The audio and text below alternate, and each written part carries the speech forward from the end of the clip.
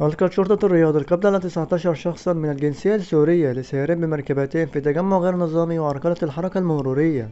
ونقلت وكالة الأنباء السعودية واس عن المتحدث الإعلامي لشرطة منطقة الرياض اليوم الثلاثاء قوله أنه يشار على المحتوى المرئي المتداول لأشخاص يسيرون بمركبتين في تجمع غير نظامي. فقد تم القبض على 19 شخصا من الجنسية السورية لقيامهم بعمل موكب وعرقلة الحركة المرورية في طريق عام وتوثيق ذلك ونشره، مكتفيا بالقول أنه جرى إيقافهم واتخاذ الإجراءات النظامية بحقهم وإحالتهم من النيابة العامة دون كشف عن المزيد من التفاصيل. ونشرت شرطة منطقة الرياض عبر حسابها في منصة إكس صورا من الفيديو مبينة أنه جرى إيقافهم واتخاذ الإجراءات النظامية بحقهم وإحالتهم من النيابة العامة.